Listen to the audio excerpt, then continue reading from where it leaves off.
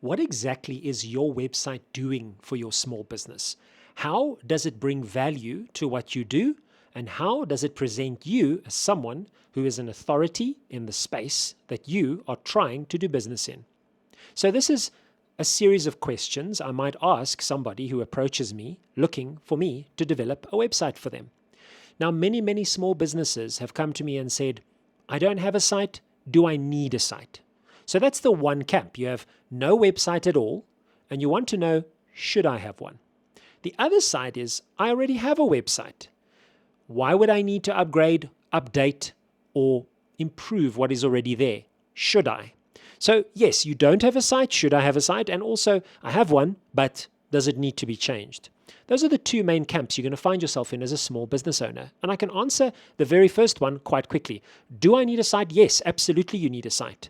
There was a time before everybody had an online presence where not having a website and being an established business, you could get away with for quite some time because there wasn't that much out there. People weren't using the internet like it is now. That was a long time ago. Let me give you an example. One of my clients, they work in multiple schools throughout South Africa.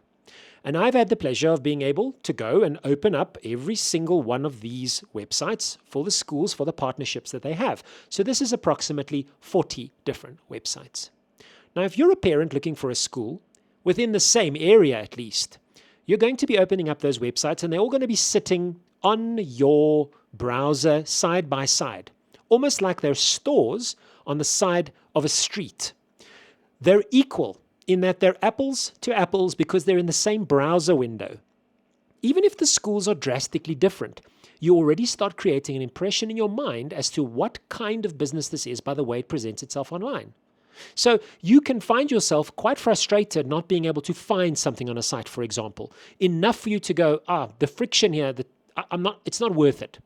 If you've ever found yourself browsing through a governmental website trying to find some sort of document or instruction as to how to go about something, you'll know that it's often a click, a close, and you're no longer interested. You'll leave it till the last minute or until you have to pay a fine, and only then will you go onto that site again.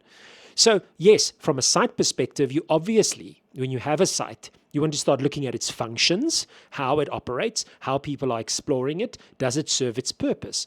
If you don't have a site, you absolutely need a site because you're going to be standing next to, on the same street as a person who does. Now, can a bad website, and I'll give you more information as we go along, what constitutes bad? Can a bad site hurt you more than no site at all?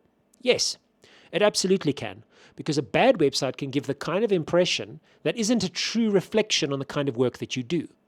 So when you look at a website, some questions should come up, which is, how is this solving the problem of the client who lands on the site?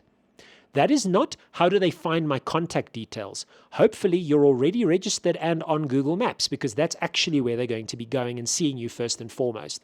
But if they're going to the site, how much of your business can come from someone organically finding your site, or how much of your business requires the client to go through to the site to find some level of education, some kind of emotive experience, a feeling or a story that they need to know about you before they contact you. A site is not a static element. It's not the yellow pages of yesteryear where they're essentially going to be getting your email address and your phone number and nothing more.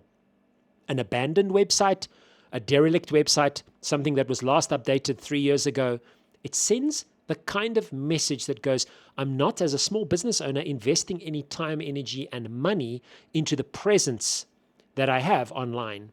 This is a perception. It may not be the truth, but it is a given perception. In the same way that when you visit big budget, big brand websites, you expect a certain level of competence. So those are just some thoughts about asking the question, does my site currently serve me? Start thinking about that.